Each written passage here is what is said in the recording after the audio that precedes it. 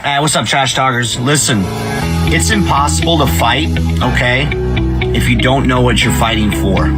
Does that make sense? Like, if you're in the dumps and you're struggling with mental health, things of that nature, it's going to continue tearing you down, all right? Because you're consistently trying to fight something, which is that demon, which is usually something from the past, right? Maybe that why needs to be fighting for your future. Let that be your why. Get the hell up and start fighting for your future.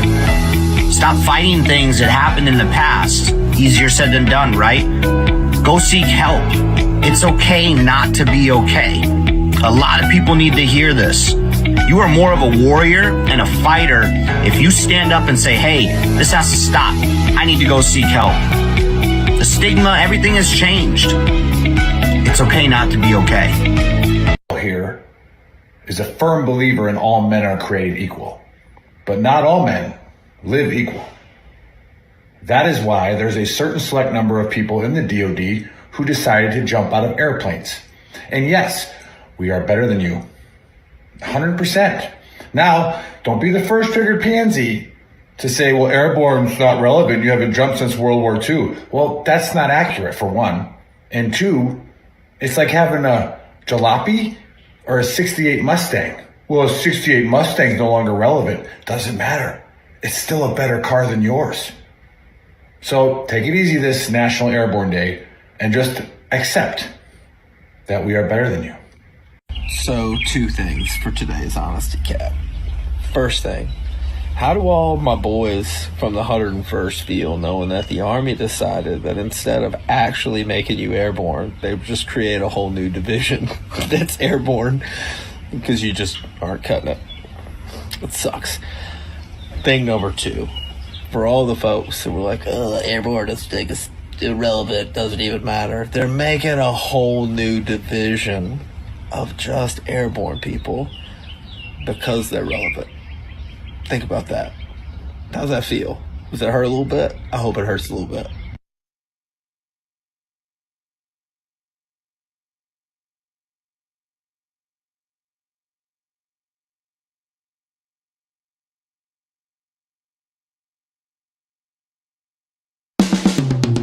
This is the Veteran Trash Talk Hour, hosted by Nick, Dave, and Buddy. Real warriors making fun of other real warriors. Try to not get triggered.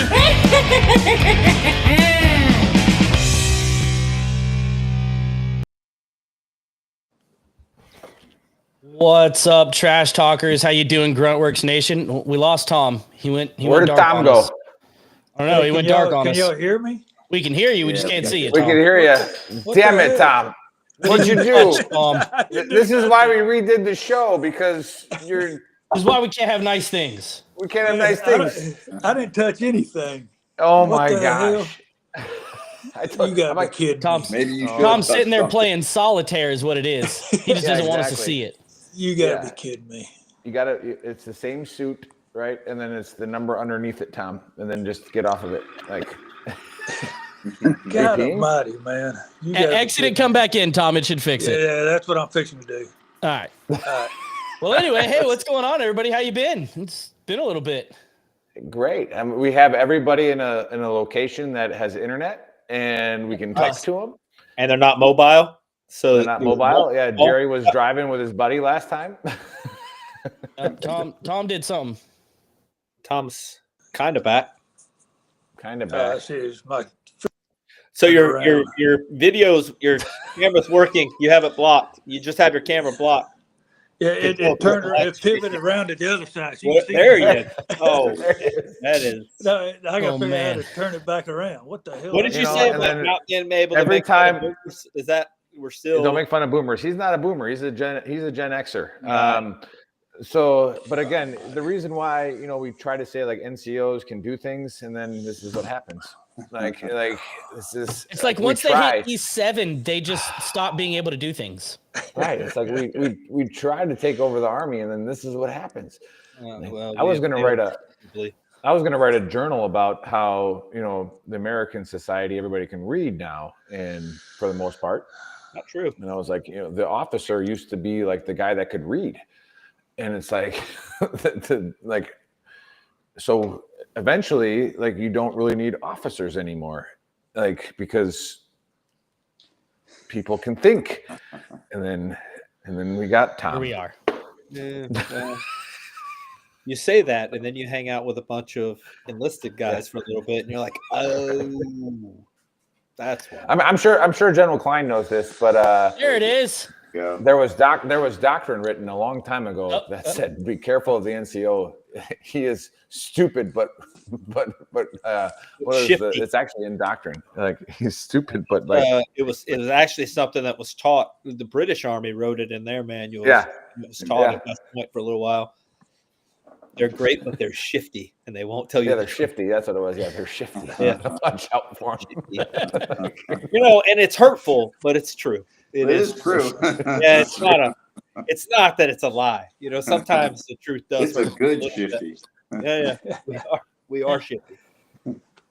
Well, this is take 2 here. We've got a couple great guys. We got Major General Klein, the Shaw of comedy here. Sergeant Major Campbell, and we have Jerry. We're going to give Jerry his just dues. He deserves it. But as always, we start this dumpster fire with a conspiracy. And since I was thrown this objective late. Yeah, Dave's sick. Dave, where are you? Wake up. Dave, the face man, the pretty guy, his genes, they went all to his only looks. job is to be on screen and not say anything. His weak genes, he can't handle it. Because he can't talk. It's like nobody cares. You're just supposed to look pretty. Yeah. So we got an interesting one to me. I mean, I find it interesting, and it kind of ties into like everything else going on right now. It's called the Mars theory. And we're going to watch a little short 1-minute clip here, and then we'll discuss. Did you know that Mars was the original planet where humans were from? Listen closely, this is both fascinating and eerie. There's a theory suggesting that Mars was once home to a thriving civilization, possibly our ancestors, but something catastrophic occurred, forcing them to flee and find refuge on another planet, Earth. The element xenon, found on Mars, is typically only detected on Earth following a nuclear explosion, leading to speculations of a nuclear war that devastated the Martian civilization. But the survivors managed to escape just in time, landing on Earth, and had to restart civilization from nothing. So when we talk about aliens, we might be referring to distant relatives. The theory even suggests that the drastic climate change and barren landscapes of Mars are the aftermath of this catastrophic event. And here's where it gets even crazier. Some believe that the ancient structures and artifacts found on Earth might be the remnants of the knowledge that these Martian ancestors brought with them. Pyramids, ancient texts, technological advancements in ancient times. Could all these be the legacy left behind by a civilization that once thrived on another planet? So basically they're saying we're the aliens. And all this stuff coming out now with Congress, they're finding aliens in the ocean. I don't know. I think that could be the case. They've said they've found signs of water on Mars before. There's a lot there. So let's kick it off with the guest. Jerry, what do you think? I think there's aliens walking around here now on the planet. Okay. I believe that we probably came from another planet, and I believe it's possible. I mean, they're discovering new planets every year that they never knew existed. Okay. So you think 100% we're accurate. actually Martians then? We could be Martian. General, what do you think there, sir? I think that when Mars exploded or whatever, they decided to land on Earth because it was easier because it's flat. There it is. Oh my. That is conspiracy melded with another. We need to mark this time, stamp down. That's the kind of thing that only a general can do. That is, he went outside the spectrum and just came up with truth. Mm-hmm. Boom. Marked. I don't know if we've ever had an answer that was. I don't know. What do you think, Tom? I don't know if we came from Mars or not. I mean, there's got to be more life out there in the universe other than Earth. I mean, but I don't know. I think it'd be too simple if we came from Mars. It's got to be more complex than that. Well, why? Yeah. Because everything's complex. You can't. Is it though? I think we make everything more complex. Mine is killing deer. Killing deer is easy, but I mean, I killed my first hunting trip. I killed a deer with a bow. I was going meh, meh, the whole time. You just gotta call him in, Tom. Buddy looks like he's studying something. Let's what do you got, buddy? So coincidentally, last week I went to the Marshall Space Flight Center. Not a huge deal. Conspiracy, maybe. We don't know. But I have a video kind of shows you you going through the galaxies and the universe and all that stuff. So you look up in the night sky, you see like billions of stars. So in our galaxy, there are billions of stars. Each of those stars has their own planets that are orbiting those stars. Revolving. There are trillions of galaxies that they've found so far. So just the math, there's guaranteed somebody else out there. Also, they go through each of the planets, and then they haven't found signs of water. There is water on Mars. There's like frozen ice caps. But there's also basins where you can see that the erosion happened due to water. And they're saying that the reason that there's no water on Mars currently, or the water has dissipated to a point that it has dissipated to, is because at some point it lost the atmosphere to contain the water, and it all kind of went into space at some point. Well, couldn't a nuclear something maybe catastrophic event like they're talking about cause that? What I'm saying is that it is very possible that there were people on Mars at some point, and then they came to then they just kept, but maybe there were people on Earth and on Mars, and they talked to each other, and they were like, hey, we're going to blow this place up and bounce because we don't like the Andronica strain of people. They got COVID. They just blew the whole place up. They just burned it down. And then they came to the flat Earth because it was easier to land on. Boom. And then that's how we got here. They made some pyramids.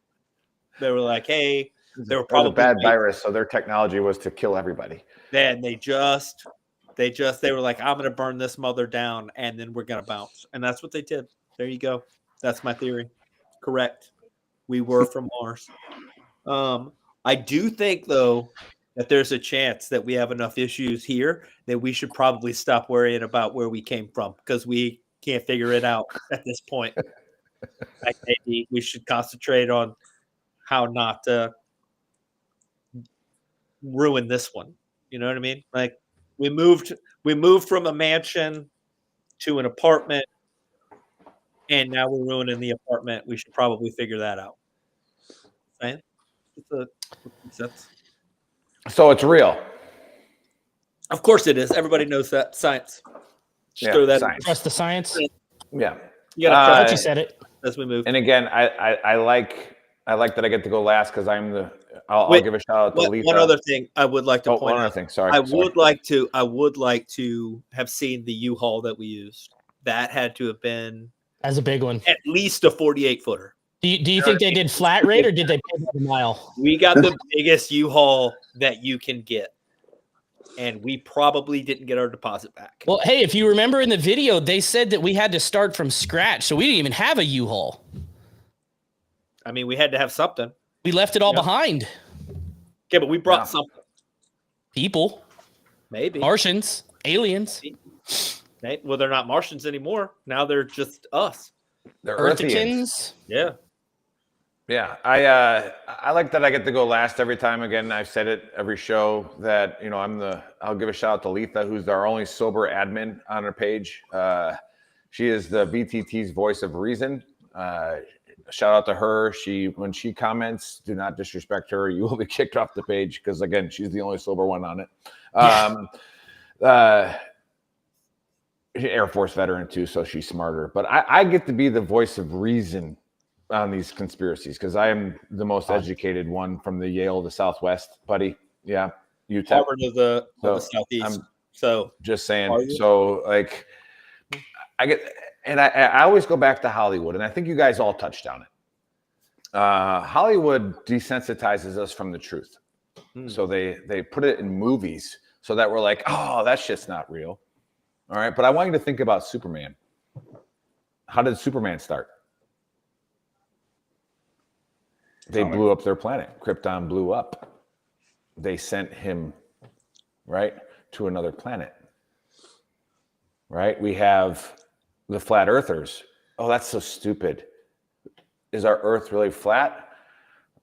No, but there's. You don't want to say that too loud. Right, but there's truth right there. behind it. He can hear us. Because, and we just saw a movie with Channing Tatum about NASA and faking the moon landing so that we could watch it on TV for advertising. Do you know anybody that's actually been to space? I don't. I mean, maybe General Klein does. I feel like just saying that you don't know anybody that's been to space. Like, I don't know anybody that's been to Antarctica, but I do know somebody that's been to Antarctica, actually. Well, you do, but I don't. Yeah. So if that is our standard, you have to know somebody that's been there. I'm just saying, like, who goes to space? What do you think Neil Armstrong's payoff was this whole time to not tell the truth? I'm saying that it does exist. This is 100% real. And that Hollywood has desensitized us to it not being real so that we don't. Like, Dave talks about this because he's sick. He's not on the show. But the government literally came out and said aliens exist and nobody gave a shit. Yeah. Like, literally nobody cared. All the shows, X-Files, all those years. Maybe he's not on the show because he's in not space. used to all these alien bacteria that have gotten him. He might be a new guy. We don't know. Did you know Dave when he was in Germany? Invasion of the Body Snatchers? Was Dave? Yeah, I mean, how does this guy? Let's talk about Dave because he's not here, and it's appropriate. Yep. He says he was raised in Germany for 18 years. He was a rapper in Germany. Interesting backstory. A German teen pop star in Germany. And then he joins the infantry. Gets shot in the ear, which his drill sergeant said would happen because his ears are massive, and he actually got shot in the ear. I mean, that's factual though. Dave and Trump. Yeah. His ears are huge. He is, and then he quits being infantry and goes recruiter. And he still looks the same. Does anybody notice that? If you look at Dave now and then Dave 20 years ago, he looks exactly the same. Dave's a fucking alien. Hasn't even changed haircuts. Skynet. No. So robots. I know why he's desensitizing us by talking about these conspiracies. Like, let's just. He does love aliens. Yeah. I mean, he is one. So it's 100%. It's 100% true. And Hollywood has shown us this.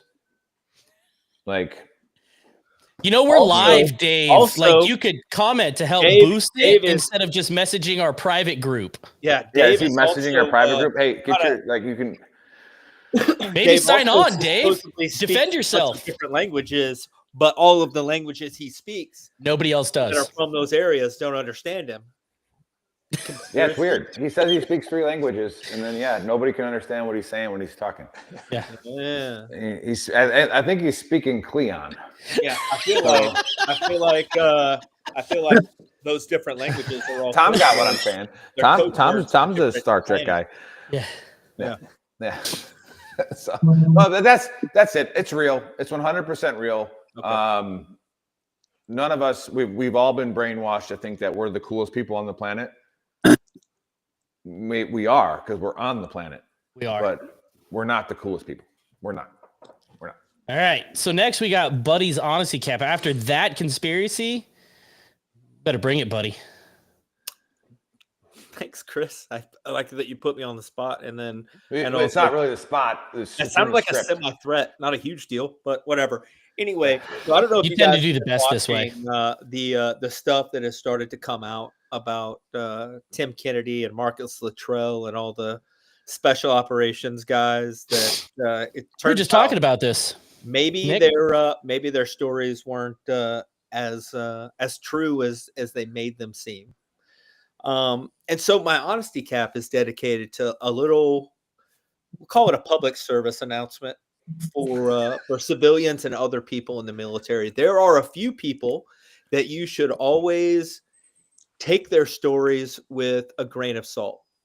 Vegans, CrossFitters, and special operations guys that tell you that they were special operations without being prompted. The first thing they say is, yeah, I used to be soft, right? The only unicorn in that entire group is like a special operations guy that was like a vegan and did CrossFit. That guy's probably going to stay quiet for a little bit longer because he's confused as what he should talk about first. And that's the only reason.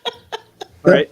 Anybody that says that they were soft without being prompted or without it being like a normal part of your communications is probably either an enabler or going to tell you a bunch of stuff that's not exactly true.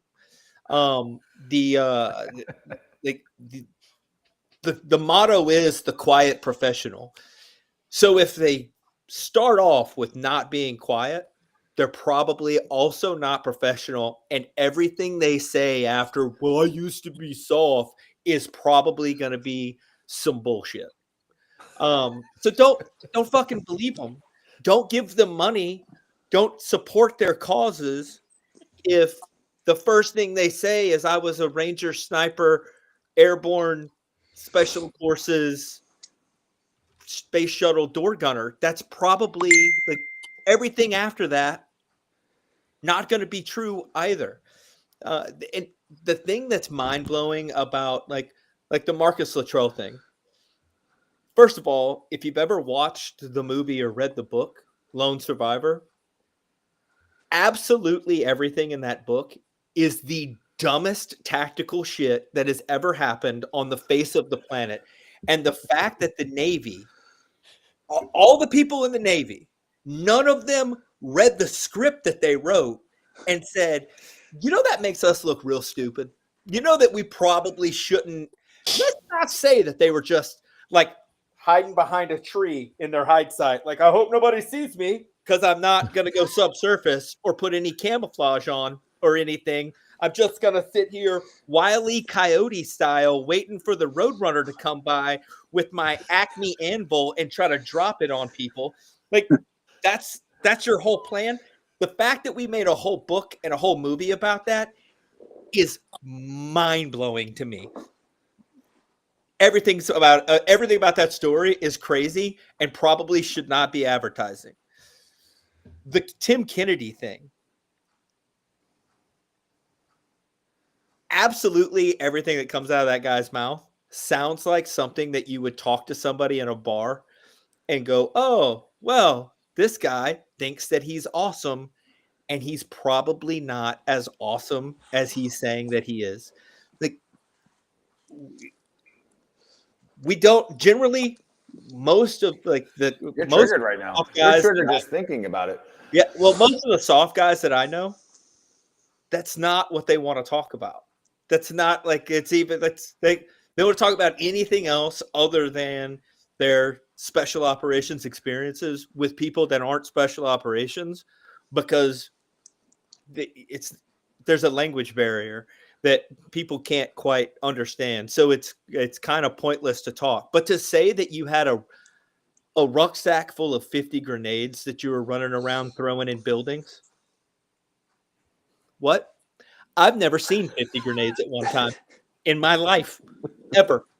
I've done a lot of like running around doing combat. You were in a drag race with Russians in Syria, and you still didn't have 50 grenades. Anywho, in the spirit of the honesty cap, that's not true. I was not in a drag race with Russians. Yes, you were. I do know the guy that flipped that MRAP over, though. Anywho, he is also an idiot and also probably a person that if he started talking, you shouldn't believe anything he says after the first couple of sentences. Except that he drag raced Russians. Public service announcement is if you meet a vegan, a CrossFitter, or a soft guy that says that he's soft without being prompted, don't believe him. It's probably not true. They're not as cool as you want them to, as they want you to think they are. So there you go. That's the honesty cap. No, anybody wants to throw out a thought, it's fine. And I'll give it to the guests here to throw out a thought because it's actually a good segue into the actual reason why we're on the show. But I got to get my 2 cents in because I started a podcast and I love to talk. So like I got to do it. But it reminds me of when Hoot was on the show. Yeah. Right. You got Norman Hooten on the show.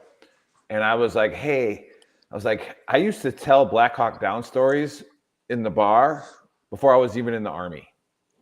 Mm-hmm. Like I would tell people like, hey man, like I was like, slitting Somalis' throats, it's like as a joke. And I go, did it ever occur to you that like that people were stealing your shit? And he goes, yeah. He's like, I was contracting in Kuwait when the GWAT kicked off and somebody said they were on Chalk 4 in this group of trainees. And like somebody comes in to me and says, whatever. Let's see, were you there? Yeah. Whatever. Yeah. Like fucking somebody comes in and is like, hey, who? Like somebody was in Somalia with you in this fucking platoon over here. It's like who walks over there? You're like 27, crazy thing dude. Is the truth is generally fine. Like the truth will suffice. Like there's no reason to church it up. Just tell the truth and you'll be fine. Joe Dirte. If you were in Iraq or Afghanistan and all you did was check ID cards at the chow hall, then just say, yeah, I was there. I checked ID cards at the chow hall. Cool. You still did more than 99% of the rest of America. You're still good. You don't have to like, oh yeah, man, there I was sitting in Iraq and at salsa night when all of a sudden that's where you were at Spiker. I was. Yeah. Salsa? We're sitting here slugging it out in Samara, and you're in Spiker doing even salsa worse night. Than that, you guys had bus lines there. Yeah. Even worse than that, colored bus lines. I would go to the shopette that you peasants weren't allowed in, and I would buy salsa to take with me to salsa night and just salsa while salsaing. It was insane. Great time. It was nice. What do you guys think? What do you guys think about the stolen valor churching up stuff? I love them. I love those guys when I'm in the bar. When they start opening their fat mouth, I will act like I'm gullible as a teenage girl. And I would lure them in just to keep embellishing until I run out of time, and then I'll smack them down. I love those guys. And there's always that guy in the bar, no matter where you go, or not even in a bar, in any social setting. There's always that guy, man. And as soon as they open their fat mouth, oh man, I will reel them in. I don't know. It's a hobby of mine. I don't know what. I was going to say, humility goes. Sitting in your tree stand going, Pat. And they come. At least I make fun of myself, buddy. All right, I am the deer whisperer. Okay, Sir, what do you think about that? I was going to say, I'm not even sure what to think of this whole conversation, frankly, but the dumpster fire. The humility goes, and I wish I could read the speech balloon above Jerry's head right now. He's probably wondering what did I get myself into? But humility goes a long way. But now that I heard Tom describe luring folks in, I want to be sitting next to Tom in the bar while he's doing that because I think I'd get a lot of fun out of that. And I don't even know what to say about the vegans. I'm of the same tribe as Tom, so you see his backdrop. I eat a lot of the small, fuzzy, cuddly animals, and they taste good. So. All right. No, it's a great segue into why we tried this show last time, and now we got everybody on. It's a truly tremendous story, and we're all part of it at a certain extent because of what Buddy just said about talking about like stolen valor and why lie. and we have buddies in 2P that we have one that I always comment that should have got a Medal of Honor, and he got a Distinguished Service Cross. And it's like every time I comment on that, retired General Luong comments right underneath me and says, "I bring it up every year. I bring it up every year." And it's like if that guy that should get the Medal of Honor doesn't make anything up. He doesn't have to, right? He just did his job, and he did it something that is ridiculous, that the situation he was in, and we don't need to get into that because we're going to get into another one where it's like in the moment it happens. Who tells the story? Who says what happened? How do we know the truth? So again, pleasure to introduce General Klein, Sergeant Major retired Campbell, and then Jerry. Did you get out as a specialist, Jerry? Yes, I was put in for sergeant. Excuse my voice, I'm a little sick. But I was put in for sergeant a few times. But as you know, the allocations for rank sometimes. You see clerks and jerks sitting behind a desk wearing sergeant stripes. But anyway, yeah, I got out as a Spec 4. Nice. Best nice. rank in the Army. And again, now you get sergeant just for breathing. So it's legit. So Jerry, welcome again back to the dumpster fire that is Veteran Trash Talk. Welcome, General Klein. Welcome, Sergeant Major Campbell. Jerry, we'll open it up with you. Let us know why we're all on here and what transpired and how, what happened. Well, on April 2nd, 1970, actually the day before, we're on a stand down. Sometimes we come in for a couple days, a month, and get showers and stuff. So our stand down was cut down to one day. We got pulled. We got called in to go out on helicopters and to support a base that was attacked. We were a blocking force, and the first platoon I was in of the 2nd 27th Wolfhounds. Our company, Cacti, by the way, left-hand company eye, was so. there as a blocking force, and half our platoon went with 2nd platoon, and our part of platoon I was in, we stayed with the CP that night, but the 2nd platoon popped an ambush, and there was a few people killed that night, and so that night, no sleep, no food the next day. We were called upon probably about 9 or 10 o'clock in the morning to go out to an area called Renegade Wood, which I was never there before. In Three Corps area of South Vietnam, close to the Vang Cong Dong River, very close to Cambodia. And we were sent there to rescue Army Rangers who were sent there because there was they thought there was a buildup of NVA forces. And we were sent there they weren't heard from so many hours. And so they only had 3 helicopters at the time, and they flew in my platoon, the 1st platoon. Our first lieutenant name was Ronnie Clark. He put us in 2 columns, and I was in the right column. There was point man Mickey Griffith and Lieutenant Clark, Ronnie Clark, and his radio man, and then me. We were there probably about 10 minutes, and he told us he got the okay to move out, and immediately we're ambushed by machine gun, small arms fire. The point man in my column was rattled with machine gun bullets. I started attacking the position where the fire was coming from, and on my way there, Lieutenant Clark was hunched over. He just got shot in the stomach with the initial burst of fire. I grabbed Lieutenant Clark and started dragging him out of the kill zone, and I got shot through the ear and through the side of the head. It's the force of the bullet spun me around. I pulled out a hand grenade and threw it in the machine gun and took out the machine gun that took out and killed some of our soldiers.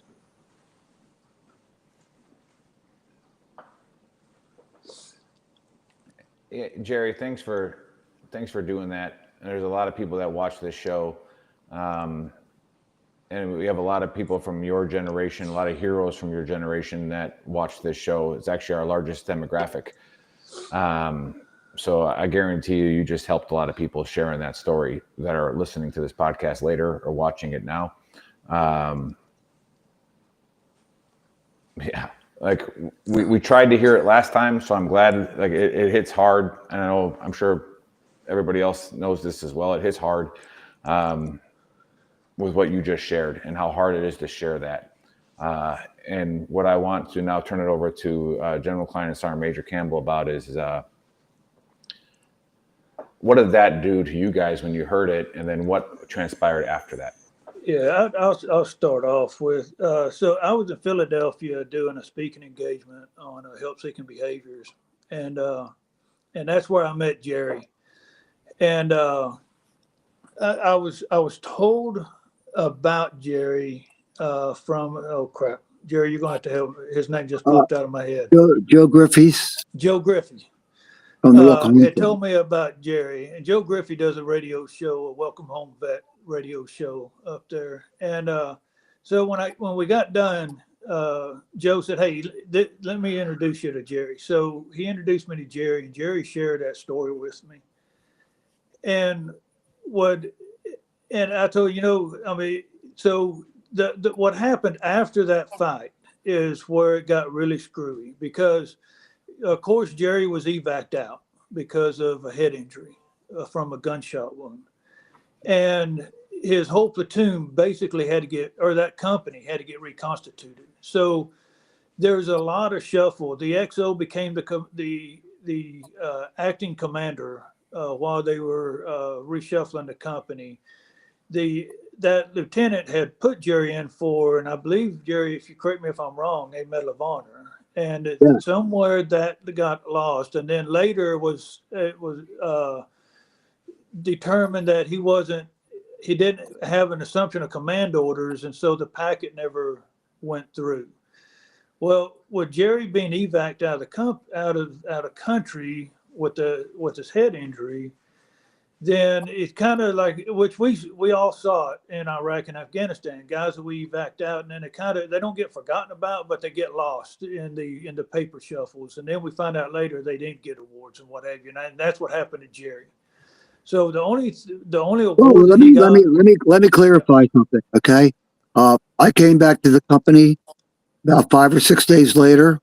I was suffering from traumatic brain injury, vertigo, tinnitus. My ear kept ringing, so they reassigned me to the motor pool. Okay, I didn't say I want to go home.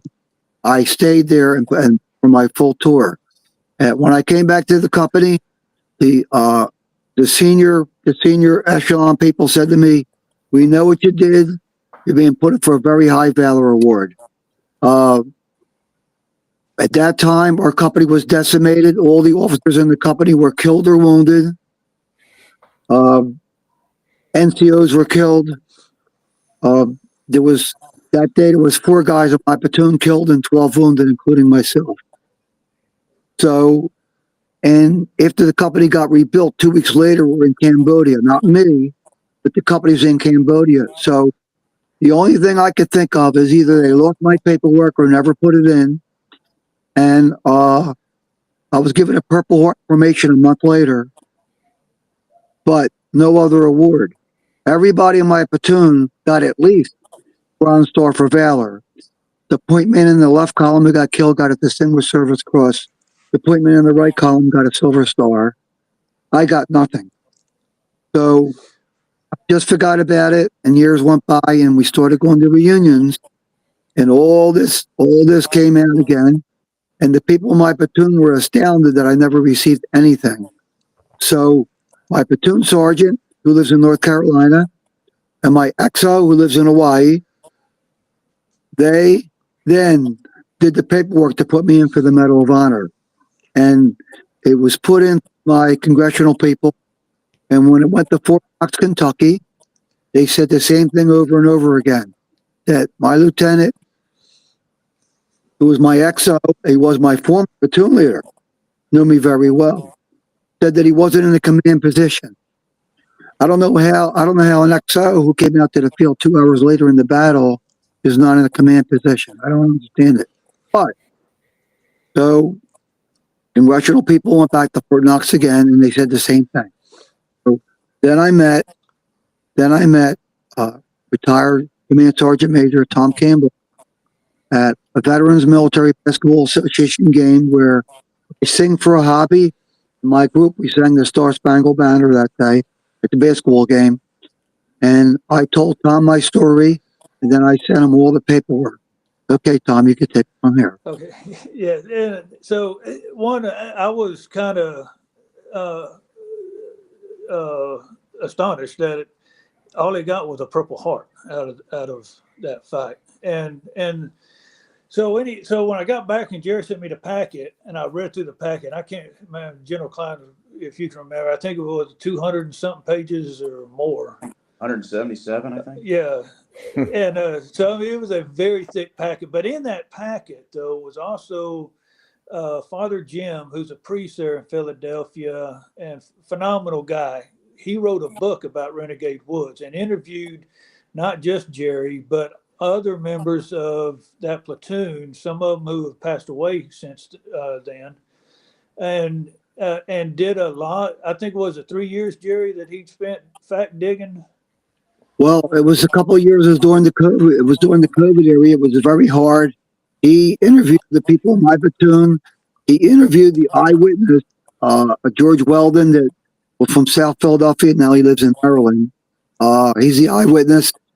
He got sworn letters of testimony from also the medic who treated me in the field, and also from my platoon sergeant Jerry Baddeley, and my XO First Lieutenant Ty Weiser got sworn letters of testimony from them, and that was in the packet to my Senator Bob Casey at the time. And you know, all even with all that paperwork, which is actually the official after action report that wasn't open to the public until a few years ago, and then everything started to happen when I met Tom. And it's a fascinating story that about Renegade Woods that Father Jim put together, and the story. I mean, and it's all based off of facts that he was able to gather. So when I got it all together, that's when I got a hold of General Klein, and I said, "Hey, you've got to read this guy's story."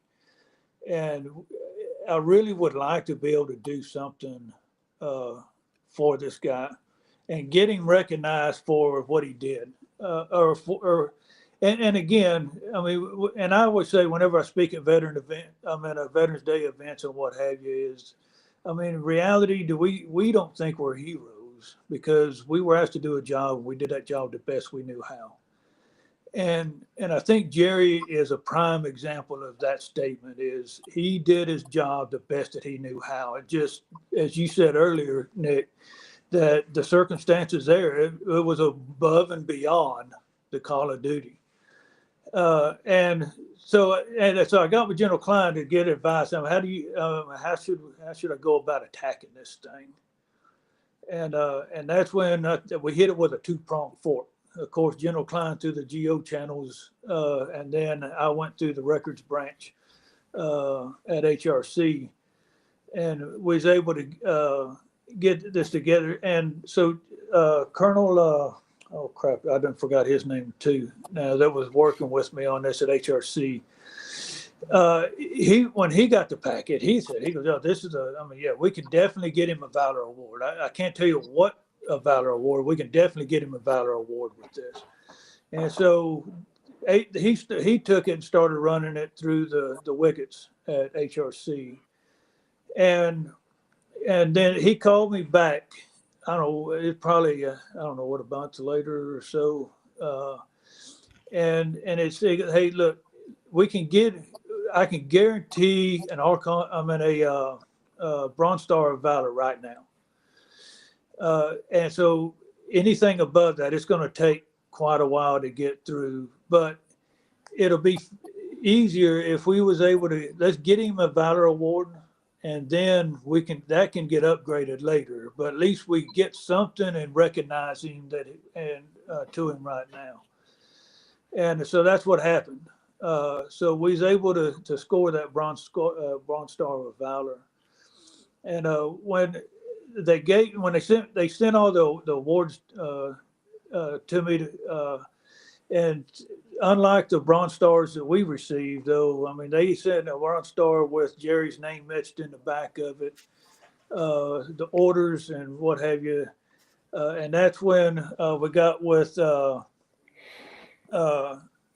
me and General Klein then come up with a plan to be able to award this to him. And I'll turn it over to General Klein.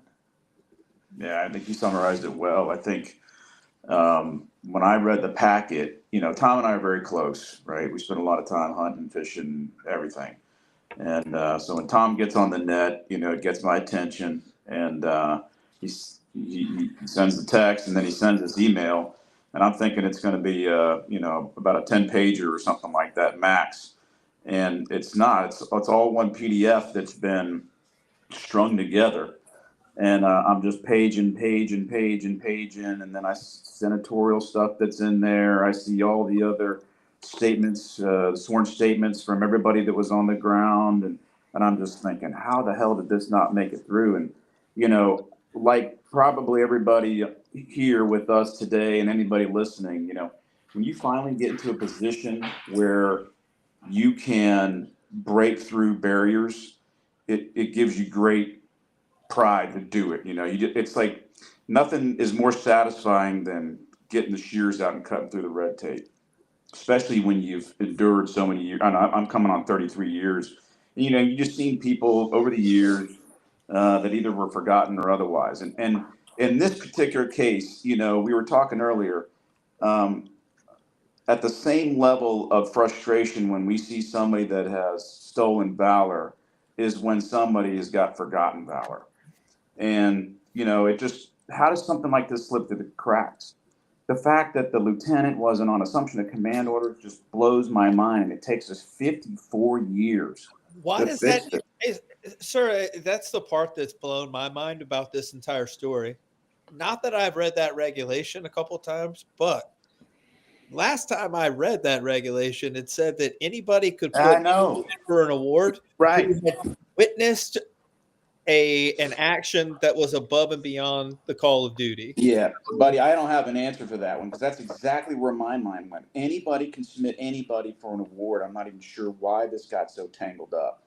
And you've got, because the 638 has got to go through a process where people sign off on it, and he didn't have a company commander at the time.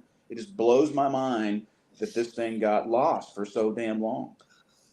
Anyway, so I get the packet, and I just sent a note. I sent a note to the CG out there at HRC and to the Army Adjutant General and said, "Hey, check it out. Hope all is well," and all that other stuff that we normally say back and forth. But hey, see attached. This is a wrong that we've got to fix. And really, that's my only contribution here was to open the door. So then of course you CC everybody on that, everybody that's underneath those folks. So a guy like Tom Campbell can come in and just exploit the seam and just get it done. People are hopping and popping at that point, and we just wanted to make sure we were able to spike the ball while it was, while we had the door open. And then we worked we were joking around. We worked the ceremony. Yeah, we were joking around before the show started about like NCOs and officers. And sir, I know you're, probably,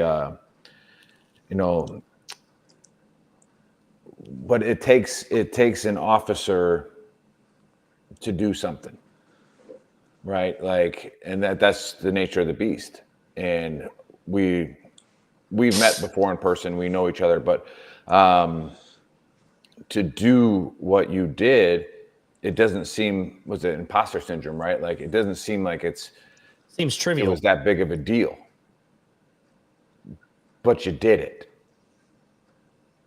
Yeah, any one of us would have done it. You know, I think that Well, many I times. don't think that's true. And Well, that's the anybody, problem. anybody here, and I mean, all of us would do that. I mean, all of us would do. But I would say that, you know, in many cases, we just don't know. Like when you hear this story, I mean, we're all like, you can hear a pin drop right now, right? When you hear this story, you're just like, okay, how can I help with this thing?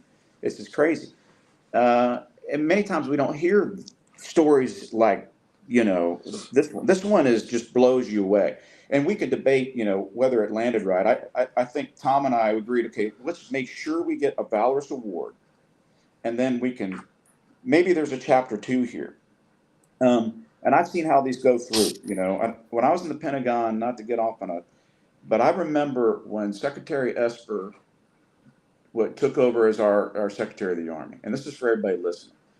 And at that time, there was a move out there to elevate, to go and review these awards that were awarded from Iraq and from Afghanistan, and they were either Bronze Stars with Valor or Silver Stars, and grocery carts were being moved with files stacked above the top from the where I was at. It was the XO to the G3 from his office. Then it would go to the vice.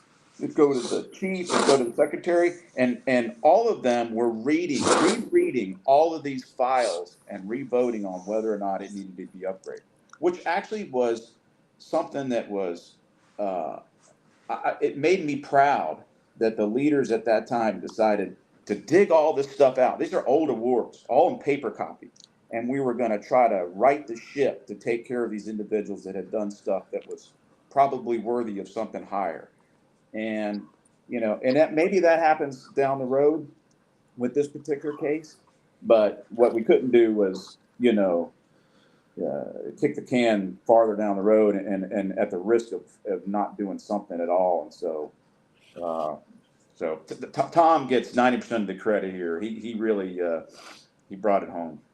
Well, I think that the question that I had is it, and you kind of touched on it, is this the end of the story, or are they, or is anybody pushing to get this award upgraded? Are they reviewing it, or what are they doing? Well, Yeah, so go ahead, Jerry. well, right now, the best thing people told me is to wait until after January when you have a new president, and then my senator who originally put it in, he lost the election, so he won't be in office. So I also understand you don't have to go to your own senator or congressperson. It could be any senator or congressperson. So I need a senator or congressperson that believes in me and believes in my story and will take it all the way. And that's what I'm looking for. Do we have anybody like that? Yeah, we do. You know what's mind blowing to me? It's so weird to me that we're even having this conversation. Like, that's the reason reality. it's weird to me that we're having to have this conversation about an award is what makes the culture in the Army, and I think we've all seen it, and probably the military, but all I can speak of is the Army. Like, why do we protect awards so vehemently? Well, certain awards, right? Marine Corps is the same, buddy. But we protect these awards as if probably harder. It comes from, like, we only have X amount that we can give out in the lifetime of the country. So we really have to be judicious about, and I get protecting the sanctity of the Medal of Honor. Completely understand. I get protecting the sanctity of the award, but it seems like there's it generally stops with some, like when you were talking about the HRC guy that was like, oh, there weren't assumption of command orders. Like, who the fuck are you, dude? Like, who are you? You're not anybody that has anything to do with anything other than administratively giving the award. If the people that were there and saw the action and recommended a certain award, the only thing that should be, there should be a group of people that maybe got that award, or a group of people that say, yeah, that meets a standard. But having some administrative clerk nerd say, no, the paperwork wasn't filed correctly, and so you can't get this award, blows my mind. And I've seen it in fifth group. At one point, they had an awards board. So they would send all these packets up to a bunch of people, and they would vote on whether the award was going to go through or not. First of all, you're nowhere in the list Chain of of command or approval. to approve or deny an award. You're just some schmuck at S1.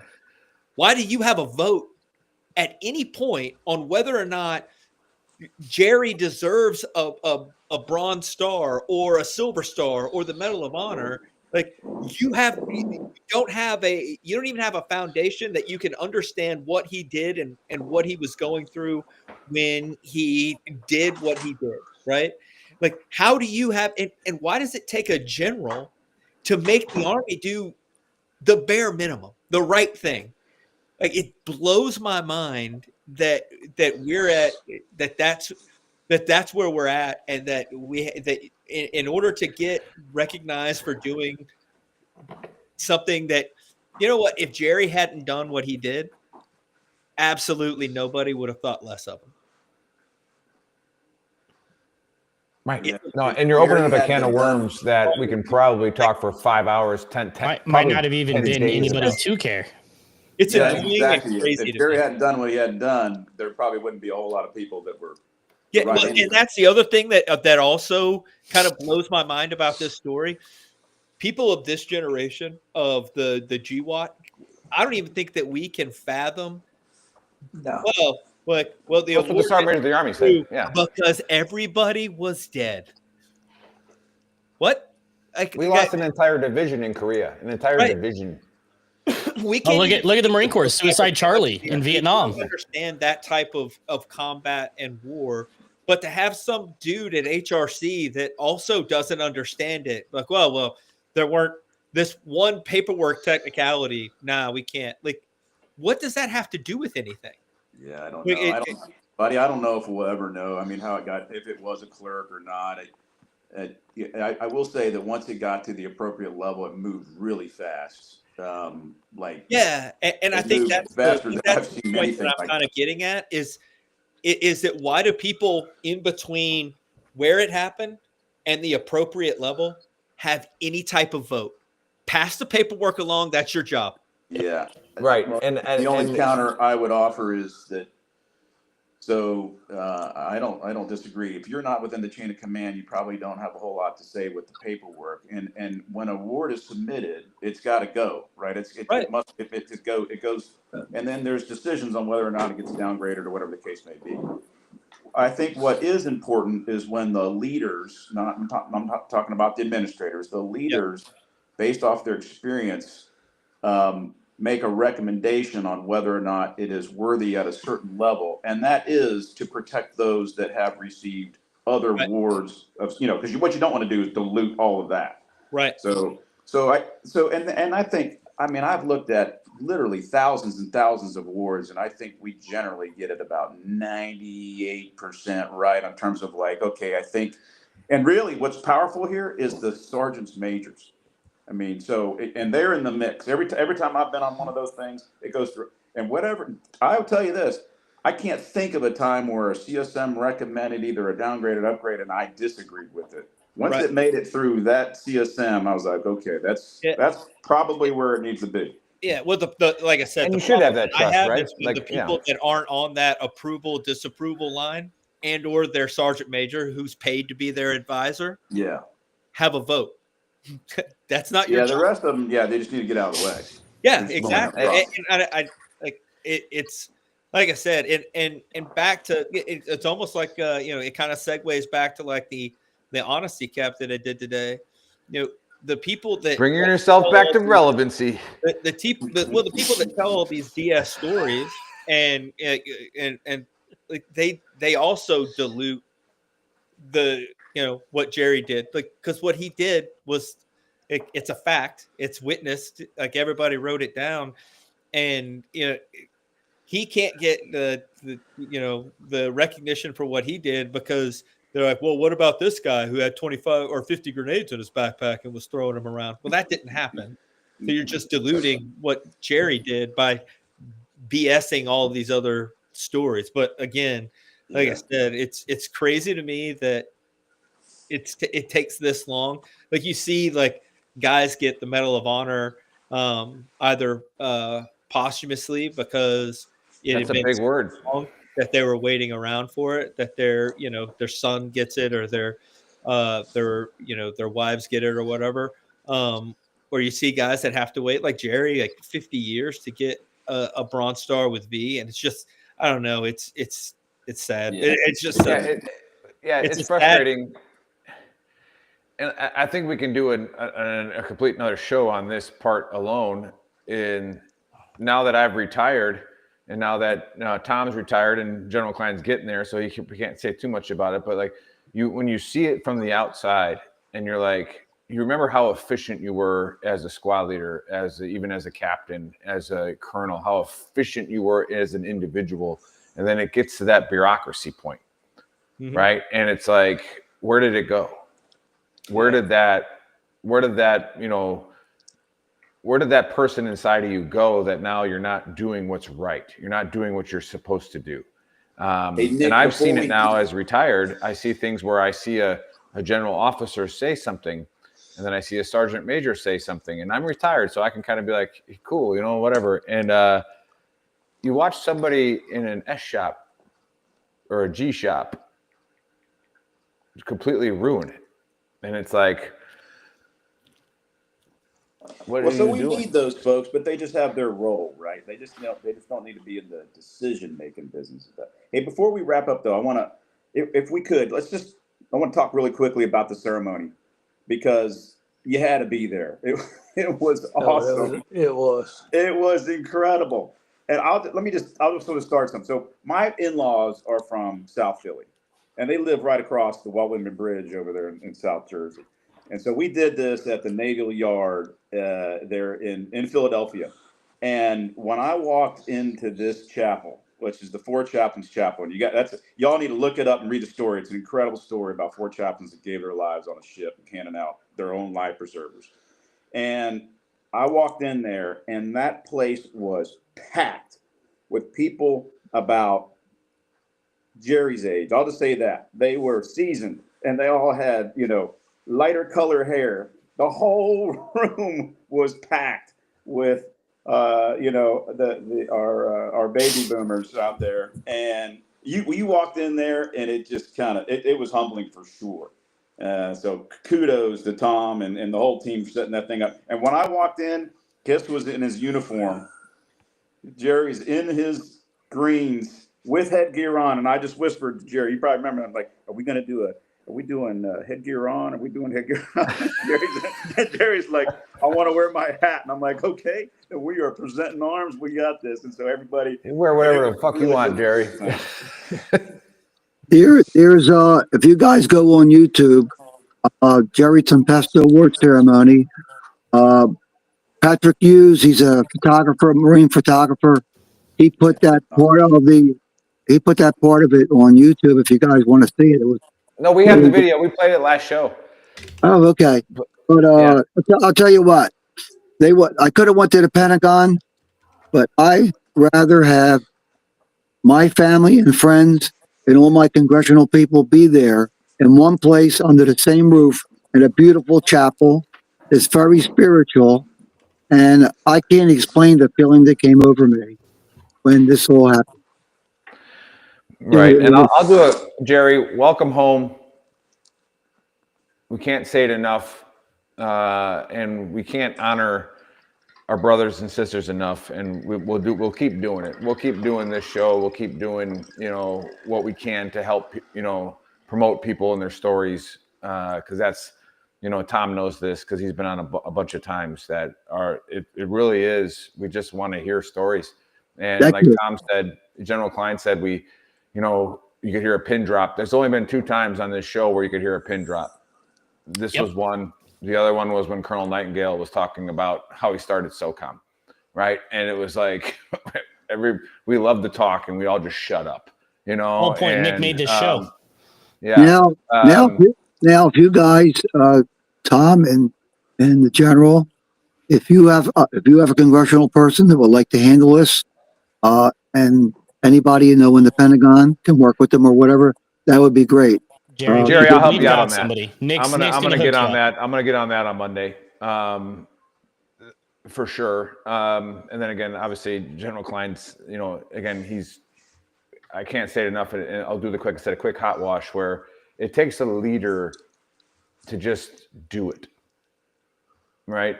Just do it, and then it changes, and then it takes, enlisted guys are leaders for sure, but we don't have any command authority. And, we just do it because that's what has been empowered to us. So, Tom, you know this, I don't need to blow smoke up your ass at all, but like, you knew what the right thing to do was. Yep. And like I said, I'll trust you with my life, just like a lot of people on the show would. But then it does. It takes a leader to just do it. And anybody listening, watching later on Spotify, all that stuff, if you're sitting there complaining about something and you've got some stuff on your chest, like, go do it. Just do it. Change it. And like I said, Jerry, welcome home. Thank you for sharing that story. Like I said, our largest demographic is your generation. And I know they're listening. I know they're going to watch later and listen on Spotify later. Thank you for sharing it again. And this time, where we're in a location where we could hear you and listen to you. Truly amazing. And one thing before I turn it over to Chris to close it out is I was in Hawaii. I was in the 25th. I was a first sergeant there. And we had we would bring the Vietnam veterans in and they would tell stories. And one of them got an award as a sergeant because they killed like 16 NVA. And like I said, a general flew in because they never actually had that body count where they had the bodies. And so when I hear that, it's like, I know where you're coming from. I know what the Wolfhounds did. I've listened to their stories. I know what Cacti did there. I know, so we'll do our best to get this out there. And again, if we fail, it doesn't matter. We're going to try. Thank you. I really appreciate it. It was a pleasure to be on your show. Yeah. And that being said, I'll let Chris take over because I'll get emotional. I'll just bring it up real quick. Something came across my Facebook feed that was amazing to me, and Veteran Trash Talk, because of what we've done in our apparel that we sell and the sponsors that we have. I had the daughter of a good friend of mine that was killed in 2007, just got accepted for a study in Germany. And we were able to just cover that. So, Chris, take it over because, like I said, Roberto was a great friend of mine. So you got it. So right here, thank you everybody for coming on. Thank you everybody for watching. Everybody that supports us, purchasing our merchandise. That subscribe right up that way. Yep, that way right there. $9.99 a month. It allows us to do things like we've got right here. It allows us to make dreams come true for our fallen brothers and sisters, families that don't have them anymore to support. Down at the bottom, you've got the 2 QR codes, PCS to Paradise, the Veterans Mortgage Source. Nick always talks about putting skin in the game. They do it so that we can do things like this. This little girl doesn't have her daddy anymore, but you know what she is able to do? Follow her dreams and carry on his legacy because of you, because of our viewers, because of our supporters, everybody, even 10th Mountain. If we didn't have 10th Mountain, Nick would not be half as funny as he is. So they help out as well. So we want to thank everybody. We've got the big girl right now wearing the OG dumpster fire, which is I lost it. Hold on. Let me find it. Oh, there we go. Big girl's got the OG dumpster fire. Buddy covered his up. Yeah, well, I still have it on. So but he does have this guy here. Our proceeds go to promote organizations. They go to promote gentlemen like Jerry to make sure that they are recognized the way they should be, to help out our fallen brothers and sisters, families that they're not there to help out anymore. So we're not in it to get rich. Would it be nice? Yeah, but that means we get to help more people. So best thing you can do is put the word out. Give us a follow, give us a share, like, subscribe, give us a review, because then that means more people see us. which means more sponsors see us, which means we get to help more people, which is the entire reason we have this out here. And Jerry, we're going to give you last word. It was great being on the show. I know you reach a lot of people. I'm sure there's other veterans beside myself that were never recognized properly. And I hope that they also get recognized properly also. Again, thank you, General Klein. Thank you, Tom, for giving up your hunting Saturday for us. I know it's important. Again, thank you, Jerry, for everything. He's still got time. There you go. Welcome home. As always, buddy Nick, it's been a pleasure. This is the Baker saying, see you later. All right. Love